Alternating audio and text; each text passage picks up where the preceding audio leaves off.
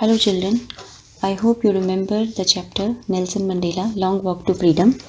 Its explanation part is already done, which you can see in the previous video.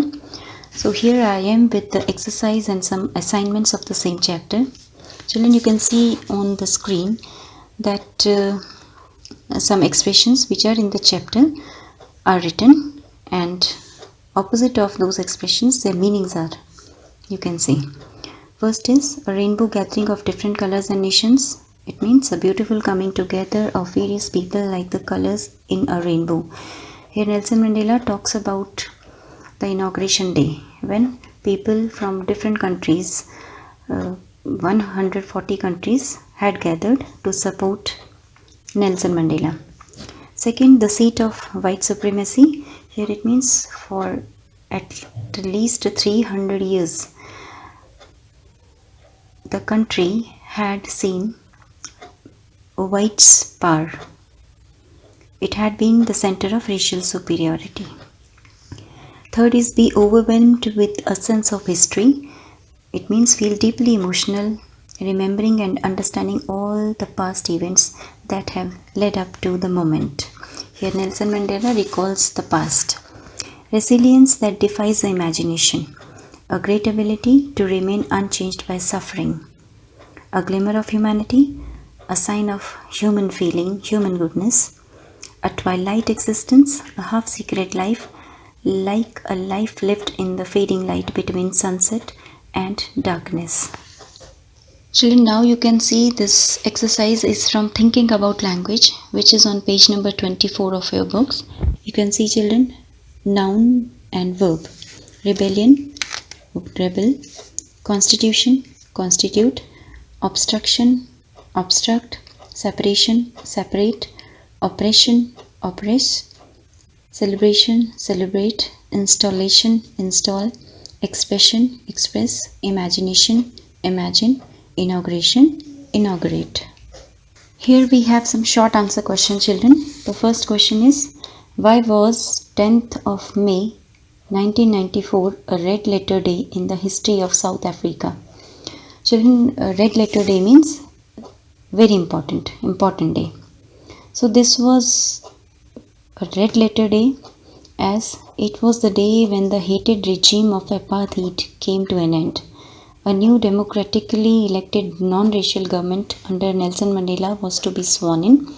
Many international leaders and dignitaries came to pay their respect to the new government. Second question is, after achieving political emancipation, what does Mandela want to do in South Africa? Children, emancipation here means freedom. So South Africa and the blacks have achieved their political emancipation. Mandela pledged to liberate all his people from the bondage of poverty, wants, suffering, gender and many other discriminations. And he wanted that his country would never ever experience the oppression of one by another. So he wished that freedom should reign and that would always remain in his country. Third question is, why does Nelson Mandela call himself simply the sum of those African patriots who had gone before him? He gratefully acknowledged the sacrifices of thousands of his people who fought against the apartheid regime. Their suffering and courage could never be repaid. So Mandela humbly believed that he was simply the sum of all those African patriots who had gone before him. Students, this is an important question. Why did Nelson Mandela feel that both the oppressor and the oppressed are robbed of their humanity?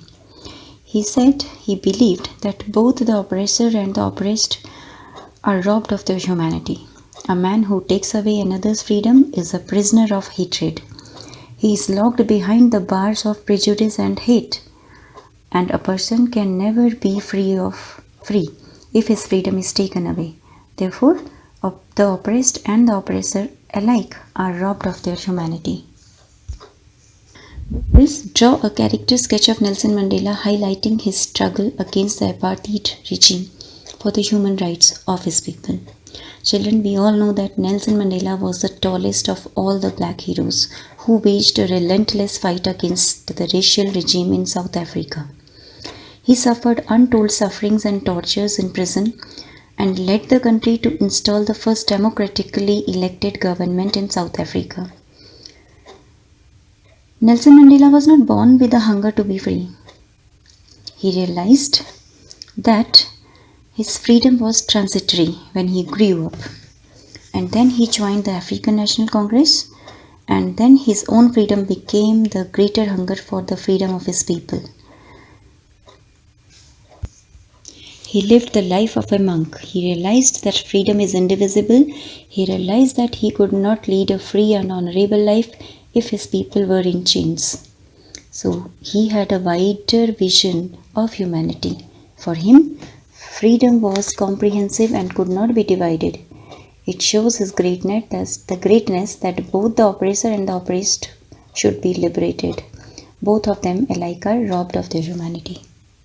The next question is, the apartheid regime the whites created in South Africa was one of the harshest and most inhumane societies the world has ever known. Elucidate. Elucidate here means to clarify or to illuminate. So the answer is, children, the apartheid regime symbolizes oppression, exploitation, and an extraordinary human disaster. The white regime, we all know that it was based on racial discrimination. The blacks in South Africa were deprived of their rights, equality, and human dignity. And after that Anglo-Boer War, the white groups in South Africa, they patched up their differences and they imposed a system of racial discrimination against the black people. The policy of apartheid created a deep and lasting wound in South Africa and its people. Thousands of black patriots sacrificed their lives fighting for the rights and freedom of their people. Ultimately, their struggles and sacrifices led the blacks to victory under Nelson Mandela. Their victory was a common victory of humanity, for peace, for justice, and for human dignity. So now we are done with the question answers, children. Here on screen you can see the assignment. There are 2 passages. You are to write the answers. They are very short answers. 1 sentence will be enough for each answer. And then there are few questions to be attempted. And the word limit is mentioned there. It should be 80 to 100 words. Please attempt them in your notebooks. See you, children. Thank you very much.